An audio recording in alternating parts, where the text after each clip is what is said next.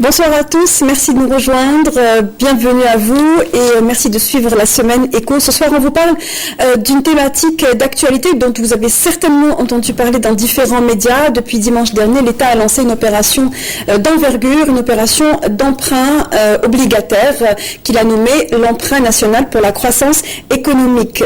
L'État dit avoir besoin de ressources financières, notamment et entre autres pour financer et mener à bien ses projets d'investissement. Et pour ce faire, il a décidé de s'endetter. Il a opté pour un endettement interne.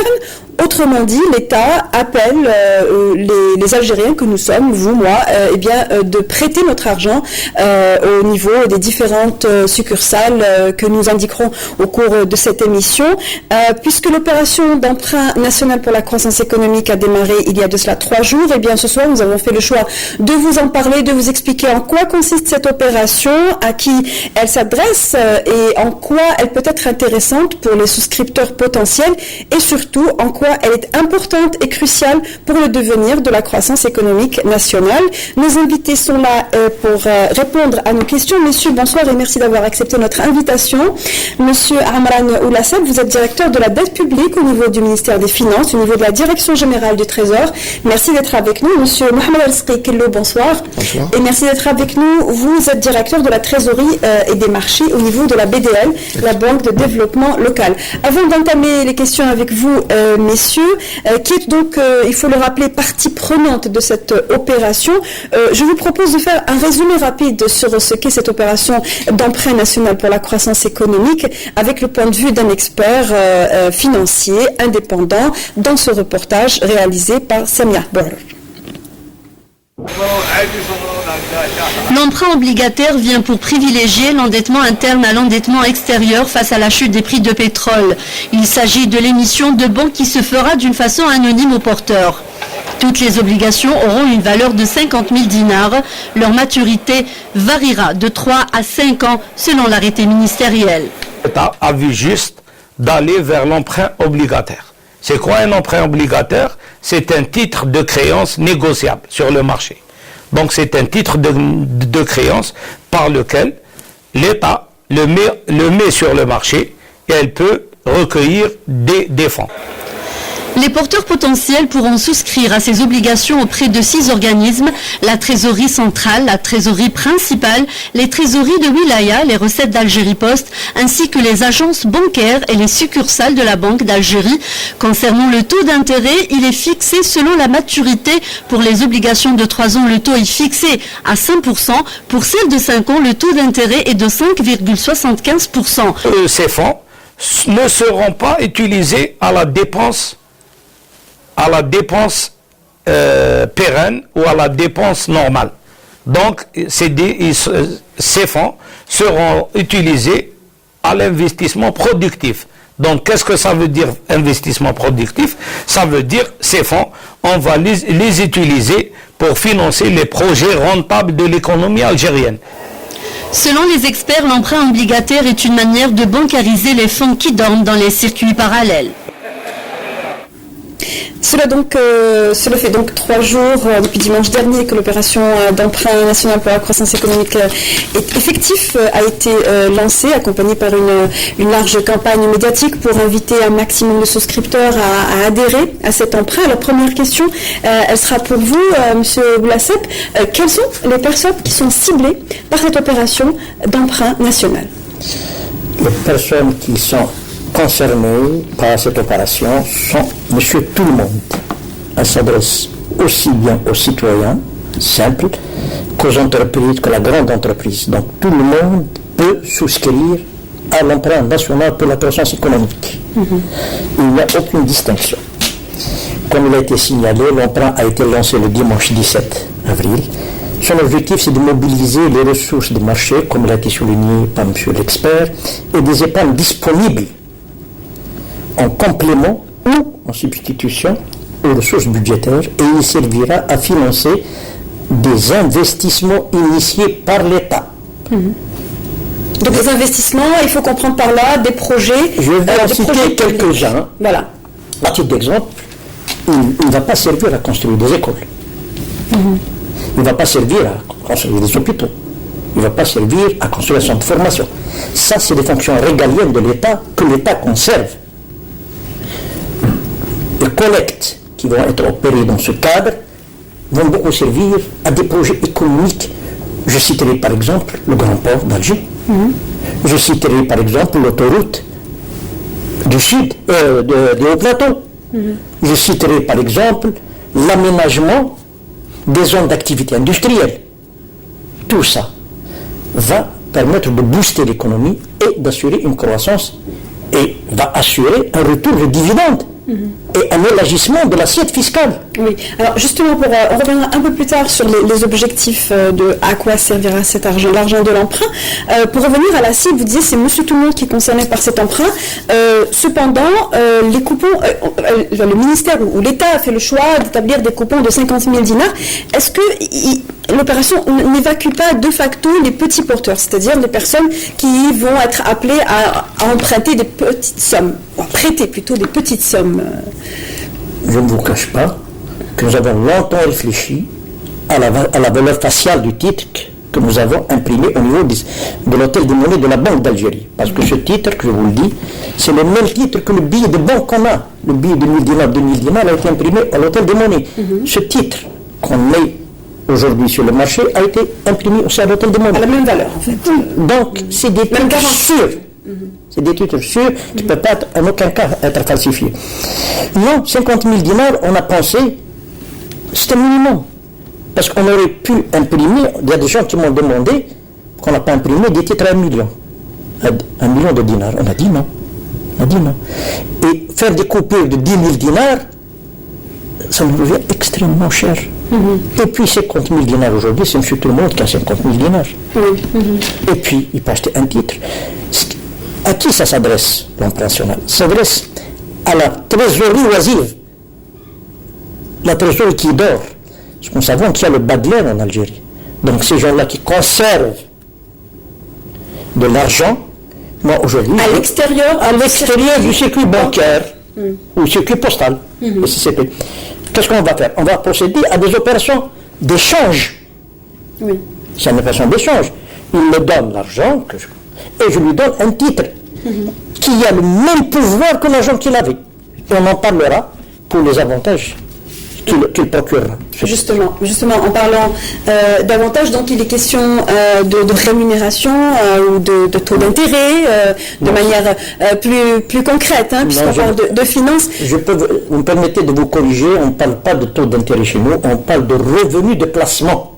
Oui, mais ça revient au même, monsieur Seb. Non, l'opération est tout autre.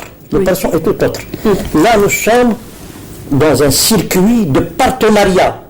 État-investissement.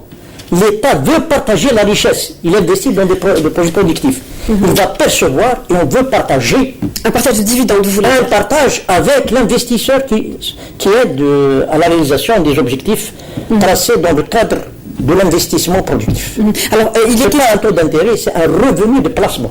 Donc, la rémunération pour un placement, pour un emprunt de 3 ans est de 5%, elle est de 5,75 pour un emprunt de 5 ans. J'imagine que pour un titre plutôt, les banques ont, entre autres, puisqu'il n'y a pas que les banques qui vont être appelées à récolter ces emprunts, ont un rôle nodal pour justement attirer les souscripteurs potentiels. Comment vous vous organisez, vous qui êtes en tout cas de la BDL? Oui, tout à fait. Donc au niveau de la BDL, nous avons pris en charge totalement l'opération de A à Z, c'est-à-dire de l'investisseur, lorsqu'il se présente au niveau du guichet de la banque, jusqu'à dénouement ou le règlement auprès du Trésor à travers le compte de règlement ouvert auprès de la Banque d'Algérie. Donc la souscription, elle est faite d'une manière très réglementée, d'autant plus qu'il y a une instruction qui a été faite. Donc on s'est inspiré pour émettre à notre niveau un cadre légal ou réglementaire qui permettra, plutôt un texte d'application qui permettra à nos exploitants de prendre en charge cette opération. Au niveau des différentes agences Au niveau de l'ensemble des réseaux de la banque BDL, dont nous avons un réseau de 146 agences, je dois le préciser, donc il est très important. Elle est partie à travers l'ensemble du territoire national. Est-ce qu'il est prévu que vous alliez vers les souscripteurs potentiels? Est-ce que vous en avez les moyens déjà, sachant que les banques se plaignent souvent d'avoir un souci de ressources humaines ou de capacité à aller au bout des exigences dictées par les pouvoirs publics? Est-ce que vous avez prévu d'aller vers les souscripteurs potentiels pour proposer, convaincre d'emprunter, de prêter? Sincèrement, actuellement, non, on n'a pas prévu, mais c'est possible. On pourrait y aller vers cette alternative. Oui. Tout d'abord, on avance vers dans la mise en œuvre de cette opération. Tout d'abord, comme je vous ai dit, il y a un texte d'application. Oui, il y a la vulgarisation. Donc, il y a une communication qui est faite à travers l'ensemble des canaux de communication, que ce soit national ou international, notamment. Mais nous, au niveau de la BDL, il y a eu d'abord la vulgarisation de cette opération à travers les prospectus qui sont revenus, la mise en place d'un guichet spécifique pour l'opération.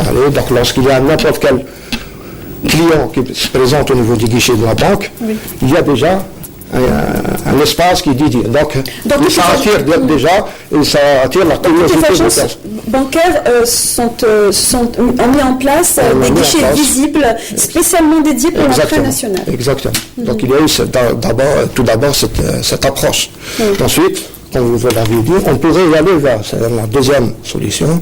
Et on est en train de voir au niveau interne de la banque cette possibilité. D'abord, il y a l'information de bouche à bouche. Il y a cette information, notamment au niveau de l'intérieur du pays. Donc, c'est des localités où le contact est fait directement entre l'agent de la banque et le milieu externe. Alors, justement, pour dire les choses plus simplement, si une personne est intéressée de placer son argent dans un titre obligataire au niveau de la banque, est-ce qu'on va lui demander des papiers? Est-ce qu'on va lui demander des explications?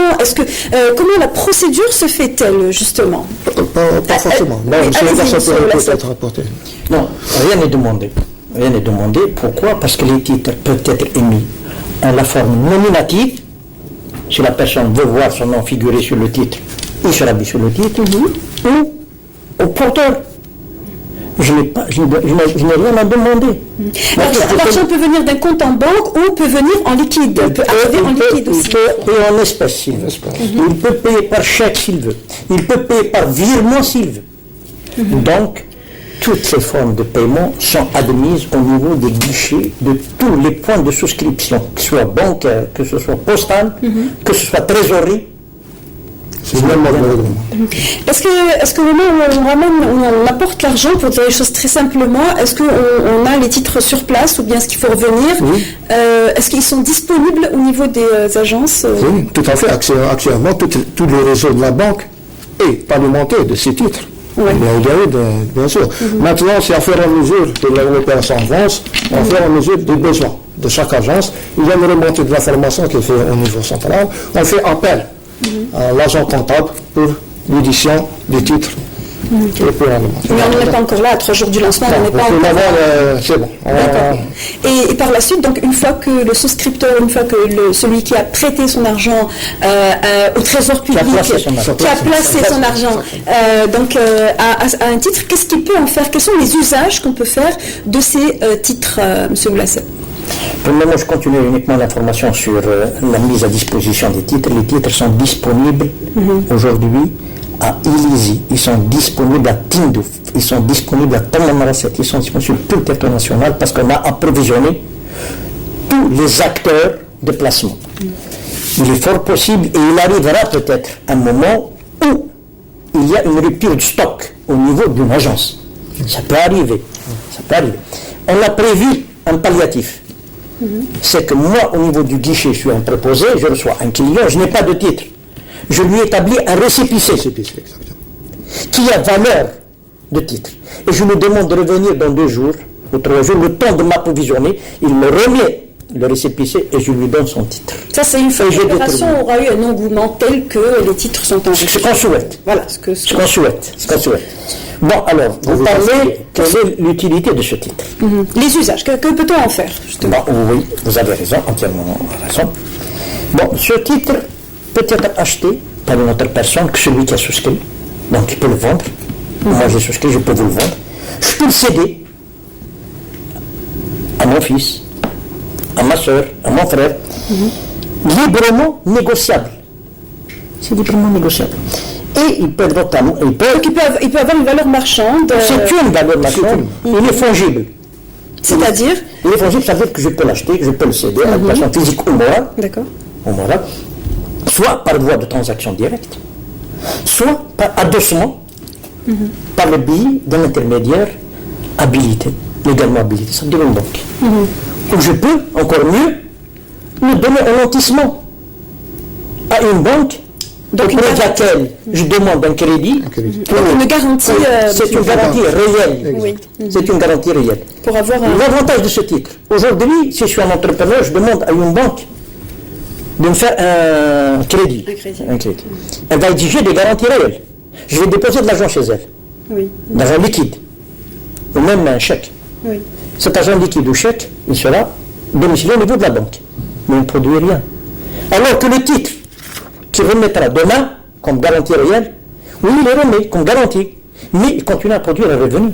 Un revenu Oui, le revenu continue à être produit. D'accord. Donc, vous voyez le grand avantage de l'opération. Et il est également prévu, pour quelqu'un qui a donc souscrit à un emprunt, de pouvoir, il a la possibilité de récupérer son argent, de se faire rembourser, c'est le terme... Effectivement, le titre souscrit aujourd'hui, il porte une durée de 3 ans ou de 5 ans. Ce qu'on demande, c'est qu'au souscripteur, on lui donne la faculté de demander un remboursement par anticipation. Et il a souscrit aujourd'hui parce qu'il a une épargne disponible qu'il n'utilise pas. Mais dans 1 an et demi, 2 ans, il est fort possible qu'il ait une occasion d'acheter un logement, acheter un véhicule, il a besoin de cet argent. Il se présente au guichet de la trésorerie de wilaya la plus proche, ou bien n'importe quelle trésorerie du territoire. Il demande le remboursement par anticipation. Ce qu'on demande, c'est qu'il observe un délai égal à la moitié du titre. C'est-à-dire, si j'ai acheté un titre de 3 ans, au bout d'1 an et demi, je me présente à un guichet. On peut récupérer son argent. Je récupère mon argent. Et mes revenus de placement. Et l'argent sera disponible. Parce que finalement, cet argent est censé servir à un placement. On parlait d'investissement, on parlait de... l'argent sera disponible quel que soit le moment où les souscripteurs le demanderont. Oui, madame, parce qu'aujourd'hui, on travaille bien, on fait circuler de l'argent. On va agir sur quoi? Sur l'argent dormant, sur l'épargne loisive. Oui. Donc on continuera et l'argent est disponible. L'argent sera disponible au moment où il demande son remboursement pension. Et je vous dis encore mieux, je lui paie même les revenus. Je lui calcule les revenus à partir du dernier coupon qu'il a reçu pour l'intérêt jusqu'à la date de récupération, de demande de remboursement par anticipation. Donc il peut se faire rembourser à 1 an et demi pour les 3 ans. Et après 2 ans et demi pour les 5 ans. Pour les 5 ans. Il observe la moitié de la durée du titre. Alors justement, à propos de cet emprunt national pour la croissance économique, le taux de rémunération de 5% et de 5,75 semblent être les points forts et les arguments phares de cet emprunt, ce qui pourrait faire leur force, puisque si l'on devait comparer ces produits par rapport à d'autres produits financiers, il se trouve à avoir le taux d'intérêt ou de rémunération le plus important, mais ceci cependant en considérant que le taux d'inflation reste le même et que la valeur du dinar ne change pas trop d'ici à 3 à 5 ans. Je vous propose d'écouter les points de vue d'un économiste ainsi que le directeur général de la COSOB à propos de cette question dans ce reportage réalisé par Yasmine Cheip. L'emprunt pour la croissance économique ou l'emprunt obligataire lancé ce mois-ci, il est dédié exclusivement à l'investissement économique. Toutes les obligations auront une valeur de 50 000 dinars. Leur maturité varie de 3 à 5 ans. Ces titres pourront être nominatifs ou aux porteurs, c'est-à-dire anonymes. Les porteurs potentiels pourront souscrire à ces obligations auprès de 6 organismes. La trésorerie principale, les trésoreries de wilaya, les recettes d'Algérie Post, les agences bancaires et enfin les succursales de la Banque d'Algérie. Quand vous souscrivez à un emprunt obligataire, cela veut dire que vous devez de l'argent à l'entreprise qui a fait l'emprunt. En contrepartie, on vous donnera un intérêt. C'est une manière qui permet à l'entreprise privée ou publique de se diriger vers les entreprises financières ou vers les personnes morales pour souscrire à ces obligations. Concernant le taux d'intérêt, l'arrêté en fixe 2 selon la maturité. Pour les obligations de 3 ans, le taux est fixé à 5%. Pour celles de 5 années à maturité plus longue, le taux d'intérêt est porté à 5,75%. Les obligations pourront être vendues à des personnes physiques ou morales. Plus le taux d'intérêt est élevé, plus il est attractif. La garantie.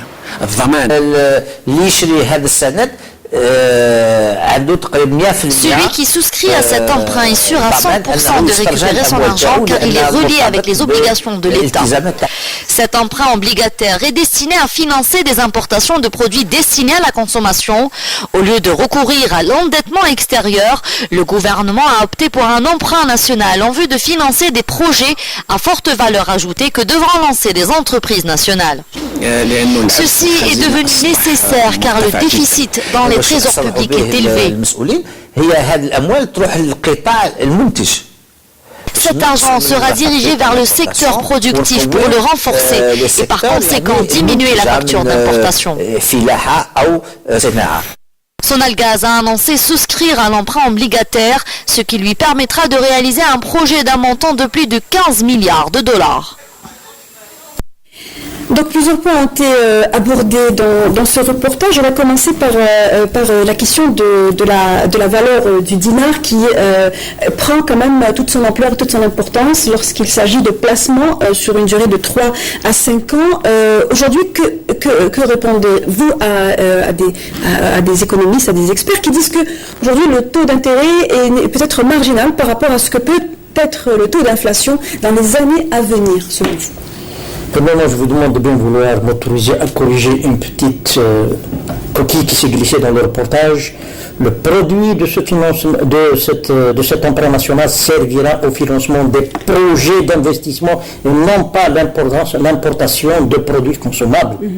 Que ce soit clair. En dépit du déficit budgétaire qu'enregistre l'État, l'argent ne servira pas à financer de l'importation de produits de consommation directement. Il servira au financement des investissements productifs, comme l'a été souligné par monsieur le président de la COSOB. Très bien. Bon, vous me parlez d'inflation. L'inflation aujourd'hui, elle est à 4,11. Et on offre du 5 minimum. Et 5,75. Mais sera-t-il à 4,11 dans 5 ans, monsieur Oulassane? Non, je souhaite. Et l'État travaille pour la réduire et la rendre à 2,7 comme elle était il y a 2 ans en arrière. C'est l'effort de l'État. On va réduire l'inflation. L'inflation sera réduite en fonction du travail qui sera fourni et des produits qui seront mis sur le marché. Et là, c'est un investissement qui va autoriser à mettre des produits sur le marché. L'inflation, non. Est-ce que la parité du dinar par rapport à la devise est un paramètre aussi à considérer lorsqu'on doit placer son argent, M. Kellou, en parallèle de l'inflation, justement? Pas forcément. Non. Ça n'a rien à voir, la parité avec le placement. Ça n'a rien à voir. En parlant de la valeur du dinar. Oui, la valeur du dinar. Ça n'a rien à voir. C'est un placement en dinar qui va financer des produits en dinars. Où est le problème de la parité ici? Il n'y a pas de... La comptabilité, elle est faite sur la base dinars. Aussi bien pour la collecte que pour le remboursement. Donc il n'y a pas d'impact. Ça n'a aucune relation. La dépréciation du dinar par rapport à la devise n'a pas d'impact sur le placement. Aucune relation. Aucune relation. Alors en parlant du paramètre confiance, la confiance est une question qui est souvent posée lorsqu'on parle des relations entre citoyens-banques, entre entrepreneurs-banques. Comment envisagez-vous justement on va dire, restaurer en quelque sorte la confiance et ramener les gens à placer leur argent dans les banques, étant donné que vous le disiez, énormément d'argent. Actuellement, apparemment, l'État est incapable de donner un chiffre exact sur la masse monétaire dormante qui gravite dans le circuit informel. Aujourd'hui, comment les Algériens peuvent-ils passer d'une situation où ils mettent leur argent dans les badlams, sous les matelas, à aller vers les banques, selon vous? Donc, justement, cette opportunité est offerte à l'ensemble de donner cette confiance. Parce que là, comme a dit M. Oulassane, c'est une relation partenariat entre l'État et le souscripteur. Donc, cette forme de partenariat doit en principe, permettre de lier cette confiance entre le souscripteur et l'État. En plus, oui. Je peux ajouter tout simplement que le recours à la mobilisation des ressources par voie d'appel à l'épargne publique après plus de 20 ans, ce n'est pas le premier. On a déjà réalisé le siècle dernier quelques opérations d'emprunt national. Quand il dit siècle dernier, c'est les années 90, ça on va croire que c'est les années 90, donc 99 90. Oui, on a lancé l'emprunt national pour le financement du logement, on a lancé l'emprunt national pour le solidarité nationale. Donc après 20 ans, on revient. Et cette démarche qui est nécessaire constitue la réinsertion du comportement des acteurs économiques dans un soutien d'efficience économique. Donc on commence et c'est une année où on va lancer la bancarisation. Oui. Donc changer les méthodes. La mentalité des gens, plutôt de conserver du dinar, comme vous l'avez bien dit, dans un bas de laine ou sous le lit, qui risque de se dégrader. Aujourd'hui, on leur offre la possibilité, et ils ont toutes les garanties. Justement, en parlant de garantie, les fonds qui seraient déposés, les banques et toutes les succursales, c'est-à-dire qui vont recevoir et donc donner ces titres d'emprunt, ne vont pas demander la provenance de cet argent, quand bien même ce sont des sommes faramineuses. Pas du tout. Aucune justificatif ne sera demandé aux souscripteurs. Nous n'avons aucune prérogative à demander l'origine des fonds. Ce qui nous intéresse, c'est la collecte. D'accord. Et une fois que la collecte se fait, est-ce qu'une opération de recherche ou se fera a posteriori une fois que l'argent a été déposé? Jamais. L'occasion nous est peut-être offerte aujourd'hui de rassurer justement les éventuels souscripteurs qui voudraient, investisseurs qui voudraient justement participer et qui ont cette appréhension. Donc là, en disant clairement que les banques, particulièrement la BDL, je pense que tous les secteurs bancaires sont dans la même position, nous ne demandons aucun justificatif dans ce sens. La souscription est libre. Chaque souscription peut se présenter à titre nominatif ou à titre anonyme. Et aucune suite ne sera donnée. Et aucune déclaration de soupçon ne sera faite à l'issue du dépôt, à l'issue de l'emprunt? Aucune déclaration. D'accord. Alors aujourd'hui, je voudrais revenir, si vous le permettez, un petit peu en arrière, c'est-à-dire en août 2015, où la loi de finances complémentaire a consacré une opération de bancarisation, de conformité fiscale. Alors, question très simple aujourd'hui, les gens qui détiennent des fonds, est-ce qu'ils ont plus intérêt à souscrire à la conformité fiscale, c'est-à-dire déposer de l'argent dont 7% de forfait d'impôt va être prélevé, ou bien auront-ils plus intérêt à souscrire à l'emprunt national? Il s'agit de deux dispositifs totalement différents. Oui. Alors justement, je pense qu'il est important pour les gens qui nous regardent et qui nous écoutent de faire la différence et de discerner entre les deux opérations. La mise en conformité fiscale est un dispositif qui permet aux gens de se conformer dans leur travail. Dans le cadre de leur activité. Il y a des commerçants qui n'ont pas déclaré à bonne date le revenu, donc ils n'ont pas payé l'IBS, l'impôt sur le bénéfice. Aujourd'hui, on leur donne la possibilité de le faire et de reprendre leur activité dans la transparence la plus totale. L'emprunt national, non. C'est une autre opération totalement différente. Il s'agit de souscription des titres. Mécaniquement, comment ça va se passer? La personne m'amène des billets de banque et je lui donne un titre. Donc c'est un échange qu'on fait de titres légalement émis par l'État et confectionné au niveau de l'hôtel des monnaies de la Banque d'Algérie qui a confectionné le billet de dinar qu'il me remet. Donc ça n'a rien à voir, madame. Ce sont deux opérations différentes. La mise en conformité fiscale s'éteint en décembre 2016. Donc ils ont tout le temps de se mettre, de régulariser leur situation vis-à-vis du fisc. Alors que là, c'est une opération de mobilisation de l'épargne disponible. Donc s'il veut venir vers l'épargne disponible et ne pas régulariser sa situation, c'est pas lui. Mais moi, à sa place, je commencerai par régulariser ma situation, qui est la ressource de ma richesse. Oui, qui va pouvoir pérenniser l'activité. Parce qu'à un moment donné, les impôts vont finir par frapper à la porte. C'est sûr. c'est sûr. D'accord. Pour ce qui est de la rémunération, on avait dit 5% pour la durée de 3 ans et 5,75% pour un emprunt de 5 ans. Est-ce que cela signifie que le taux d'intérêt pratiqué par les banques initiales va devoir aller au-delà de 5%? Est-ce que le crédit, de manière générale, va coûter plus cher? Pas du tout, ça n'a rien à voir. Donc c'est un intérêt exceptionnel qui a été instauré pour cette opération.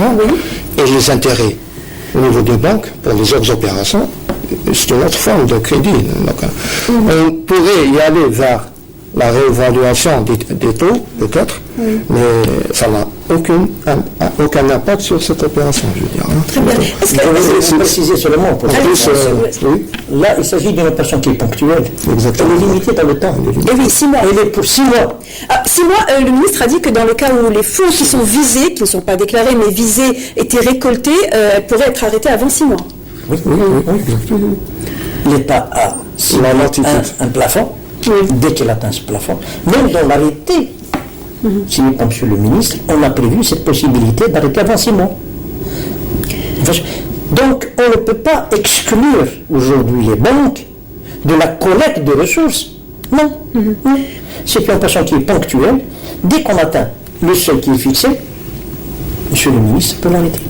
Aujourd'hui, il est également dit par des gens avisés dans le domaine de la finance que ce taux de rémunération très attractif, en fait, pourrait produire un effet d'éviction. Dit en termes clairs, va en fait intéresser tellement les gens que les gens vont retirer leur argent des banques, ils vont le placer dans l'emprunt, et donc tout le monde va s'orienter vers l'emprunt national, et tout en évitant les autres types de transactions, telles que les actions à la bourse, ou encore le simple placement bancaire. Que pensez-vous ? Moi, je pense que c'est humain. Moi, en tant que je place mon argent en DAT au niveau d'une banque qui me rémunère à moins de 5%, je vais retirer mon argent. Mais je vous dis encore une fois, c'est une personne qui est ponctuelle. Ponctuelle. Elle n'est pas ad vitam aeternam. Elle n'est pas ad vitam aeternam. Donc, le principe d'exclusion n'est pas réel. Mais est-ce que vous pensez qu'il y a un risque d'intérêt, donc d'éviction, selon vous? Oui, le risque existe. On l'a pris en considération, ce paramètre. Mais que peut-on faire? L'opération est là, les avantages sont clairement affichés, donc il appartient à la personne de voir son intérêt. Tout ce qu'on dit, on espère que ce soit des fonds nouveaux, de nouveaux apports qui seront souscrits. Non pas ceux qui existent déjà dans les banques. Au niveau des banques, c'est ça. Ce n'est pas de l'argent qui est déjà bancarisé, qui est retiré et placé. L'intérêt étant de capter l'argent du circuit informel. Justement, à ce propos, est-ce que avant que les pouvoirs publics et le ministère des Finances aient engagé cette opération, vous avez dû faire une évaluation de ce que représente cette masse monétaire qui gravite dans le circuit informel. Est-ce qu'on peut avoir une idée sur ce volume? Je peux vous dire les énormes. Oui, mais alors des chiffres, justement. Je ne pas de chiffres, mais il est énorme. Il y a beaucoup d'argent oisif. Et c'est cet argent-là que vise l'emprunt national, et non pas les placements qui sont faits des banques. C'est ce bas de laine qu'on veut déchirer pour essayer de recycler dans des projets productifs. Sans sanctionner. Non, aucune. Sans sanctionner les... Je fais un échange. Vous me ramenez du liquide, je vous donne un titre. Pourquoi je vous sanctionne? Comment je vous sanctionne? Je ne peux pas vous sanctionner. Alors, une partie de cet argent qui sera issu de l'emprunt national, vous disiez, servira à financer des projets d'investissement, mais aussi servira à financer les parts de participation de l'État dans les entreprises publiques. L'État est actionnaire majoritaire dans énormément d'entreprises publiques qui contribuent à l'économie nationale. Demain, est-ce que si demain, moi, je mets mon argent, je place mon argent, cet argent servira à faire fonctionner les entreprises publiques, est-ce que je pourrais être redevable, ou en tout cas vouloir avoir une idée sur la manière dont sont gérées ces entreprises? C'est le revenu de votre placement qui vous l'assure que les projets financés dans le cadre de cette opération, je fais allusion par exemple aux centrales électriques, on va aider son gaz à réaliser ces centrales pour avoir de l'énergie continue. On va peut-être financer aussi des projets de l'agriculture pour essayer d'avoir une meilleure production. Donc c'est des projets rentables. Mais est-ce que plus de visibilité sur la gestion de ces projets est prévue à l'issue de cette opération de récolte de fonds, puisqu'on parle bien de l'argent des souscripteurs qui demain peut-être voudront savoir exactement ce qui est fait avec cet argent. Je peux vous dire que même cet argent qui est collecté aujourd'hui par 4300 postes de souscription. Donc Banque d'Algérie, Trésorerie et Banque Algérie Post. Va être versé dans le compte de règlement du Trésor ouvert auprès de la Banque d'Algérie. Donc, ce n'est pas au niveau des banques. Donc, c'est l'État qui va l'allouer. Et l'État va suivre le produit des investissements qui sont financés dans ce cadre.